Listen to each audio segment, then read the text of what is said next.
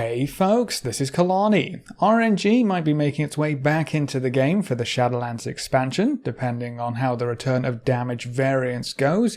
Lots of opinions on both sides of this topic, so I'm excited to talk about that. The latest beta build also points towards 15 rank conduits maybe being more of a thing. We also have some changes to Soulbind, the complete removal of the PvP Trinket talent, and some of those long-awaited Barbershop changes finally made it into the testing environment. So let's break it all down. Before we jump in, be sure to pop by our live stream sometime over at twitch.tv/KalaniTV. We stream every Tuesday, Wednesday, Friday and Saturday at 12 PM PST, and we always love chatting with you wonderful folks, so I hope to see you soon.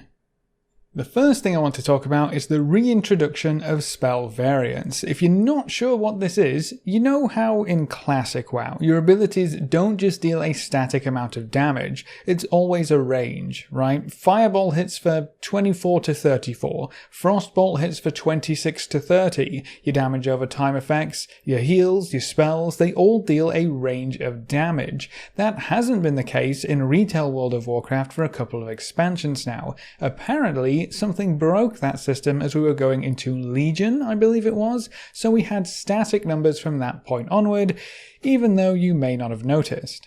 The dev team figured out that previous problem and they're bringing damage variance back into the game. But what does this actually mean for us as players?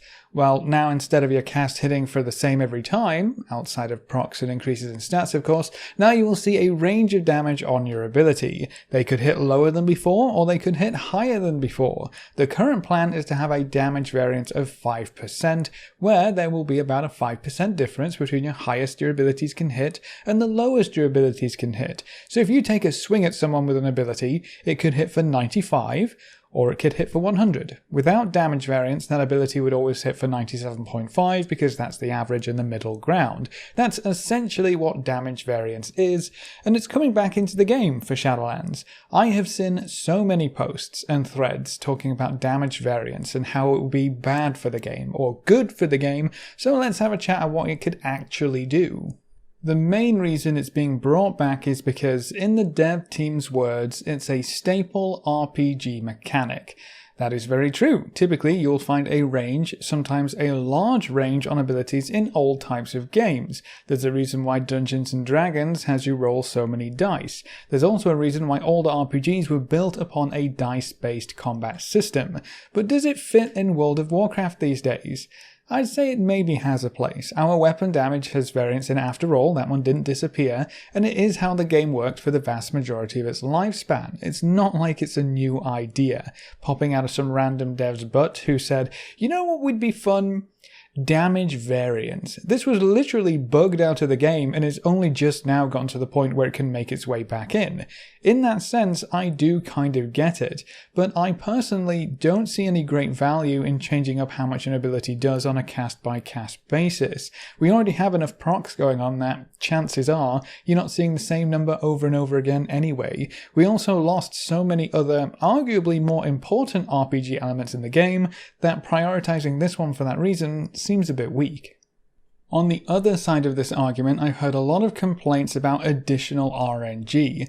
By design, damage variance introduces RNG into your rotation. That's almost the entire point of it.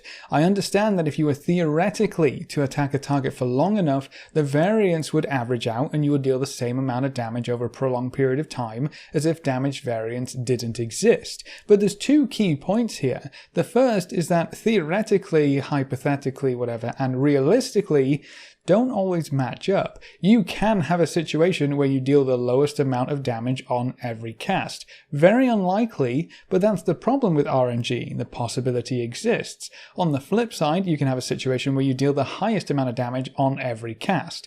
Probably going to be a bit more fun, but might not make up for the times where you deal less damage just because you didn't roll high on your dice. Obviously, you also have everything in between as well, but the main point here is that you won't always hit that average point, and it makes your damage inconsistent, and there's literally nothing you can do about it. It takes your damage out of your hands once again. The second major point is, if this is all supposed to average out so you won't see a difference anyway, then why bring it back into the game? If it doesn't actually change anything, it seems strange to focus on it so much. Now, you may be asking, alright, okay, a potential difference of 5% in my damage, but not all the time, and sometimes it's better. But do I really care? Honestly, probably not. Unless you're pushing the very cutting edge of progression, you probably won't notice anything at all. Maybe your pal DK does more damage than you on one run. Maybe you do more damage than him on the next run. If you don't care about digging into logs and finding out exactly why your damage is different, and if you don't want to min-max absolutely every aspect of your character, and you aren't just barely making DPS checks on mythic bosses in week 1 or 2 of mythic progress, you probably won't notice, and it's probably not worth your time or effort anyway to really care. This will mostly affect the players at the top, the 1% or 5% or wherever it may end up being. They may have pulls where they miss a DPS check, or the Arbiter forbid wipe at 1%, and the difference could very well have been made up from damage variance alone, and that is going to feel so bad, because we have no control over it. In that case, all they can tell themselves is, we got unlucky, ladies and gents, but let's go again and see if we can get a bit luckier this time. Keep your fingers crossed. Personally, I like to work through this kind of stuff to see where damage is coming from on any class I play, and I love to min-max performance, so it's going to affect me slightly, but not quite to that degree. I am disappointed that we have to account for another random factor in our personal performance though, but it's not going to ruin the expansion for me. The main problem here though is something that has been hinted at in the past but only just recently confirmed. Preach released a video a while ago that talked about server lag, and he did a bunch of research and came to the conclusion that the game itself and how it's designed is most likely the culprit behind the horrendous server lag in Battle for Azeroth. The systems upon systems upon systems, the procs upon procs upon procs, all the little calculations that your abilities and spells have to go through before their actual damage is calculated, Azerite traits, essences, passive buffs, bonuses, all of that for every character on screen. Preach pointed to that as the cause of all the lag, and recently Ian basically came out and said he was right on the money, which means I have to ask the question, if running all of these calculations for our abilities is causing horrendous server lag, why are they adding one more into the pile? With damage variance, your abilities literally just have to roll a dice now to see what they will hit, but they didn't do that before. That's one more layer added onto this calculation nightmare, and if we're having problems with server lag already, why add more onto the load? Obviously, we will be going into Shadowlands a little lighter than we are right now. We don't have corruption, we don't have Azerite traits, and we don't have essences. But we will be picking up conduits, soulbinds, covenant abilities, and legendary effects. So it's not just RP elements and RNG damage, it might actually be server stability and performance as well. The bottom line for me is pretty simple. Weigh up the pros and cons of reintroducing this system and see if it balances out at all. If the lag thing is true, the cons significantly outweigh the pros in my opinion. You could irritate and annoy the Mythic Raiders and top PvE players, cause another layer of server lag, and introduce more RNG into everyone's gameplay, versus getting something of an RPG factor back into dealing damage. It just doesn't seem worth it in my opinion, but what do you think? Does this change affect you at all, or is this likely something that you won't even notice when Shadowlands launches, except maybe the lag if we have that? Let me know in the comments below. That's not all of the news I have for you though. You may have heard that conduits may have a leveling system in Shadowlands where they become more powerful over time. We're not sure how that's going to work. We have no idea if it's actually going to make it into the game, but right now the data files tell us that conduits have 15 ranks to work through. Some comments on my previous video said they might be planning ahead and they could give us 5 ranks per raid tier, and that wouldn't be too bad to work through. I actually agree with that, and I think if done right, a rank up system could be a fun form of progression, but it depends entirely on the implementation. The reason why I'm bringing this up again is because the latest beta build included rank information for many more conduits, including some of the new conduits. If more conduits are getting 15 ranks of upgrade information in the data files, and even new conduits that are coming into the beta have the same rank information, That means this may actually be a working system or feature right now. The devs have told us they don't want conduits to be destructible.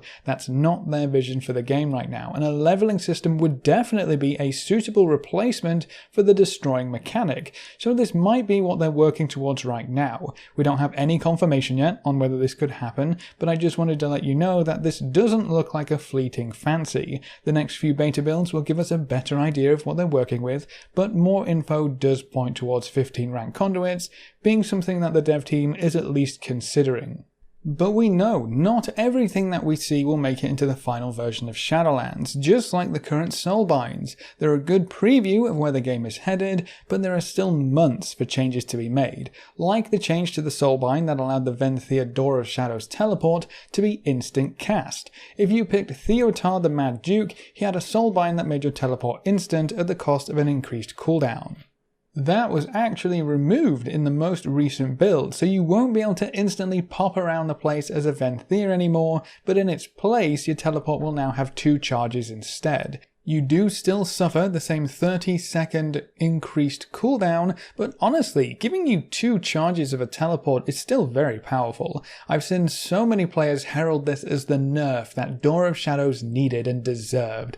But I don't think it really does that much. Yes, an instant teleport was powerful, but it's not like the teleport is going anywhere. It's still going to be useful, and now you can have 2 charges of it instead. In some situations, that could be better than instant cast, but that Soulbind was recently changed. So if you come across any abilities, passive abilities, soulbinds, conduits, legendary effects that you think don't fit, maybe they're not powerful enough, or maybe they're too powerful, be sure to give the dev team your feedback. That's what leads to changes like this, and maybe even changes like the 15 rank conduit system, whether it gets included or not.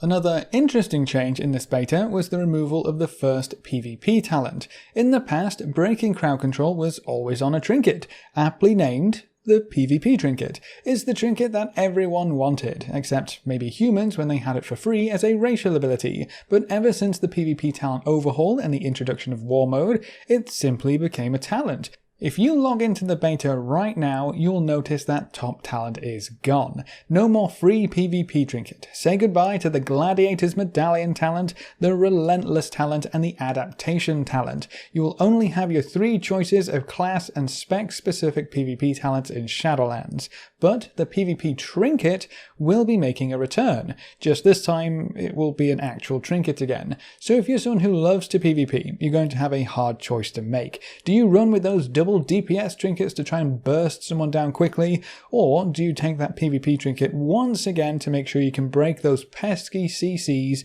that come in at the worst times during a fight? Only you have the answer, but you're probably going to pick the PvP trinket. Remember that we also have PvP vendors again in Shadowlands, so actually getting your PvP trinket shouldn't be too much of a hassle. Just farm up the required currency, hop on over to the vendor, providing you can find them of course, and boom, you've got yourself a trinket. And the very last thing I wanted to show you was the addition of a fun feature at the Barbershop. You might remember that the dev team recently told us that pretty much the only thing left in their appearance change thing on the cash store was the gender swap, right? And they were going to put that into the Barbershop along with everything else. Well, that's now in the beta, so you can pop by the barber, change your hair, your face shape, and your gender all in one visit. I'm surprised they haven't increased their prices to reflect their growing skill set, but I guess we shouldn't complain. If you ever wanted to spend a day as a male troll, or swap yourself from a male to female blood elf for giggles, or, you know, any other reason why you might want to swap around your character's customization, almost every single option on the character creation menu is now in the Barbershop. The only thing really missing is the name change. You're still going to have to pay for that one, I guess. But that's all I have for you today. Raid testing just started, as you probably saw from some of the footage I used, which is super exciting. We might just have to dust off the good old Kalani raid guides for this expansion, and I'm really excited to test the other bosses later today. I'll let you know what I think over the weekend. But as for today's news, what do you think of damage variance making its way back into the game? How about the 15 rank conduits? Is that something you could get behind if it wasn't made into a stretched out time-gated grind? Leave all your thoughts in the the comment section below. If you want to explore the alpha or check out that raid testing with us live, you can find us over at twitch.tv/KalaniTV. We stream every Tuesday, Wednesday, Friday and Saturday at 12 PM PST, and watching the stream and coming to say hi is one of the best ways you can support the channel right now. And if you ever wanted to be included in the long list of names at the end of every video, a subscription on Twitch is the easiest way to make that happen. You get a free sub to any Twitch channel if you have an Amazon Prime too, so be sure to take advantage of that.